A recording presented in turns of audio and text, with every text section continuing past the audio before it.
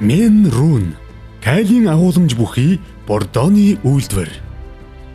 Дэлхийн нийт хүн амын 22%-ийг бүрдүүлдэг хятад улс.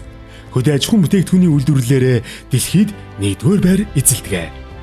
Цагаан будаа, улаан будаа, хөвөн болон хүнсний ногоон аврах том талбайнуудыг та хятадын хаанаас ч олж харж болно.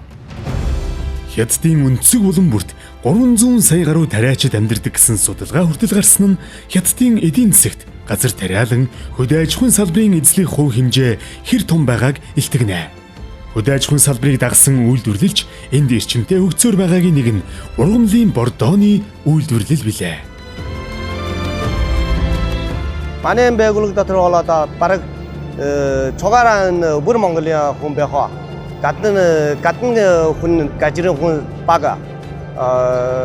Монгол хүн манус энэ горбон энэ байгууллагад бол ажиллаан юм чин хэрэгчлэгтэй их сайн байна.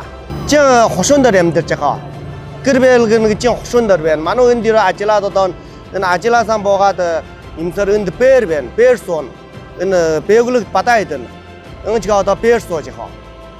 Энд хэдэн өдөр болоо амар сар гэртээ нэг харж ирнэ. Баяннуур хотын урдын өмнөд хошууны Мен Рун үйлдвэр нь газар тариаланд чухал хэрэгцээтэй Кайлийн агуулмж бүхий ургамлын Бордоо үйлдвэрлэгч орон нутгийн компани юм а. Тус компани гол бүтээгдэхүүн нь Кайлийн агуулмжтай Бордоо давсан хүчил. Одоо манай Баяннуур аймаг бол одоо энэ Баяннуур аймгийн манай энэ байгууллагын бол өртөн гарч ягч чинь одоо Баяннуур аймаг чинь гажир тарианы өлбөг имаз энэ бортоноо гажир тарианд ороо хамаг голон жимслэ энэ тарбслэ юмд оролцоор тэр амт нь улам сайн болох ийм бордоо гардаг юм а. Мен Рун үйлдвэр нь түүхийдээ Оросын холбооны усаас авч химийн аргаар урвалжуулах замаар Кайлийн Бордоо гаргаж авдаг. Харин урвлаас үлдсэн хаягдлаар давсан хүчил үйлдвэрлэж дотоодын компаниудад нийлүүлдэг.